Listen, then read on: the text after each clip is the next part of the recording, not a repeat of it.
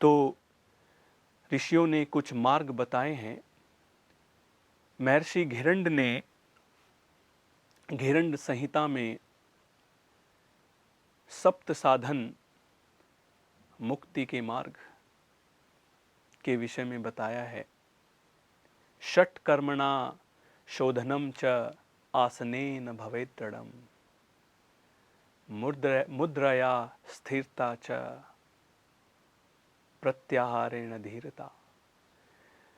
तो जो सप्त साधन बताए हैं महर्षि घिरंड ने, उसमें षटकर्म आता है, आसन आता है, मुद्रा आती है, प्रत्याहार आता है, प्राणायाम आता है, ध्यान आता है और समाधि आती है।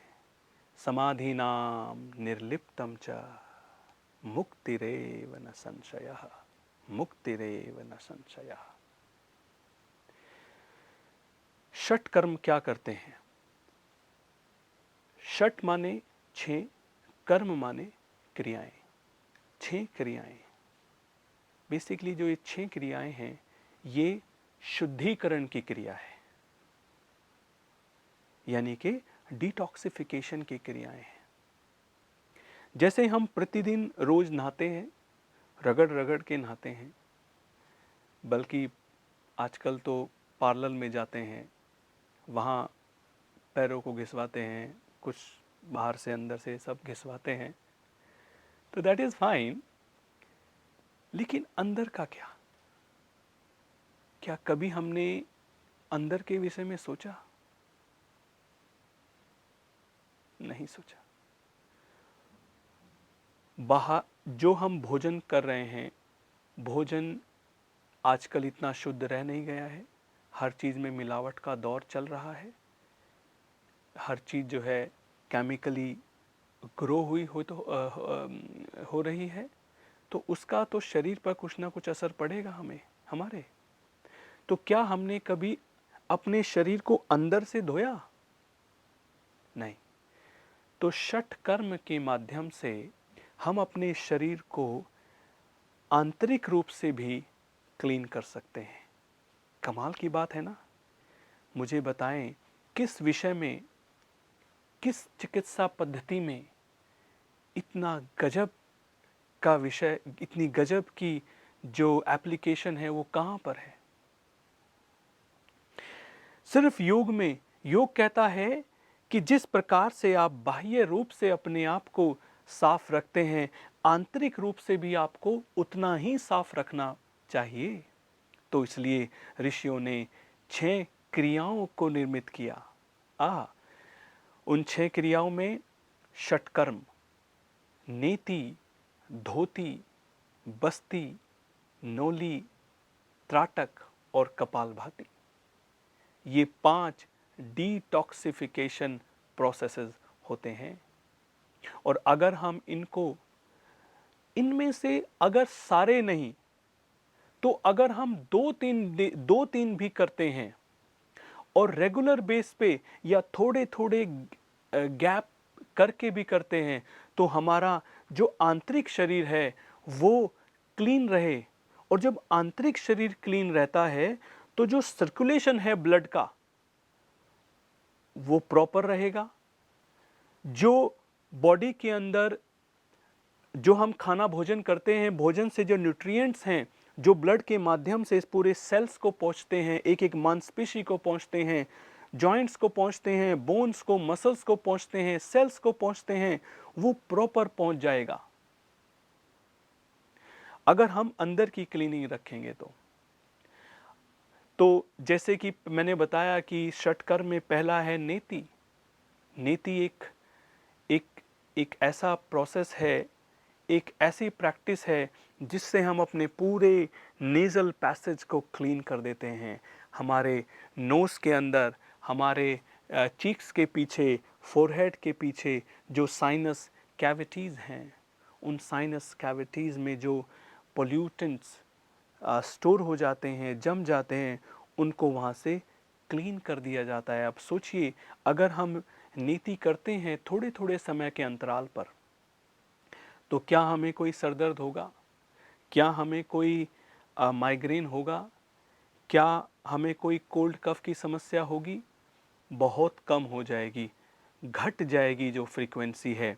मैं ये नहीं कहता कि नहीं होगी, क्योंकि उसके बहुत सारे अन्य कारण भी है, लेकिन जो फ्रीक्वेंसी है वो कम हो जाएगी और हो सकता है कि ना भी हो। क्या स्ट्रेस होगा?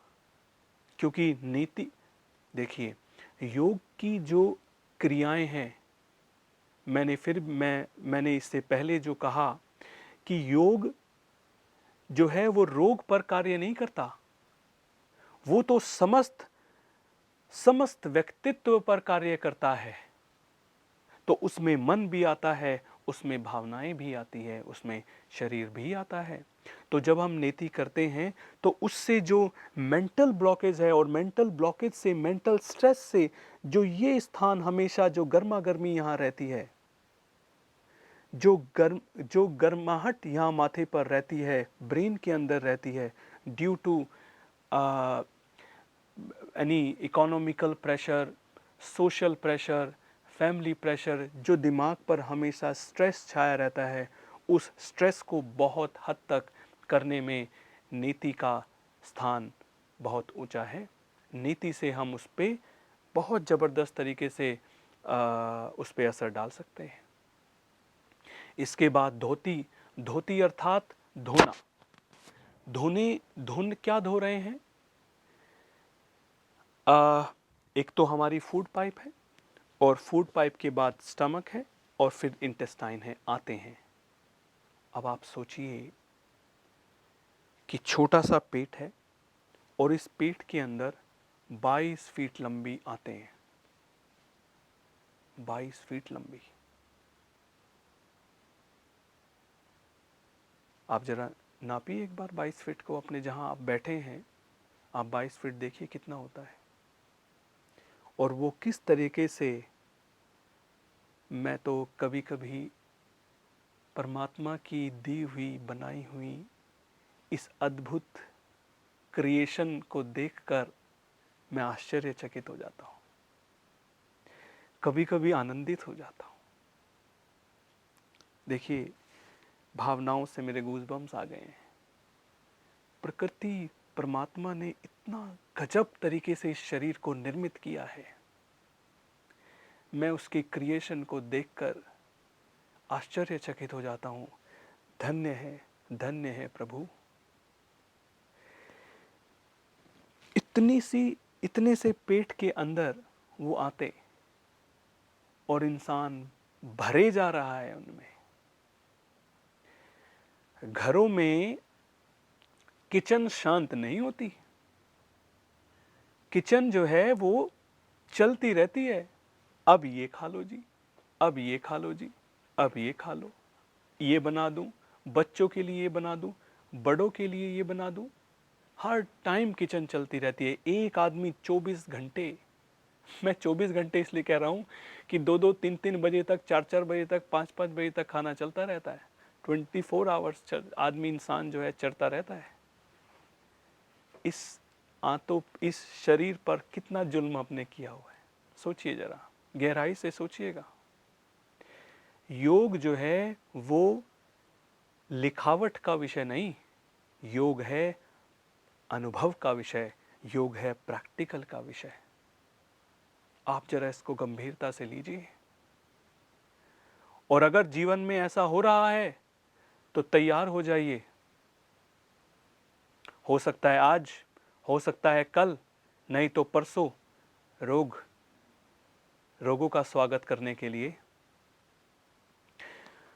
तो जो आते हैं वो 22 फीट लंबी इस छोटे से पेट के अंदर, और कैसे वो एक दूसरे के साथ साथ नीचे अपना मार्ग, एक जो अंतिम मार्ग है गुदा मार्ग, वहाँ पर ख़त्म होती है। यहाँ से शुरू हुई एलिमेंट्री कनाल, और पूरा नीचे तक घूम घूम के और रेक्टस में ख़त्म होती है। उस पूरे मार्ग को साफ करने का एक तरीका है धोती, धोना। तो इसलिए धोती को, यानी कि उसमें, धोती में अलग अलग प्रकार से वॉश करने का, क्लीन करने का तरीका होता है। बहुप्रचलित एक तरीका है जिसको शंख प्रक्षालन कहते हैं।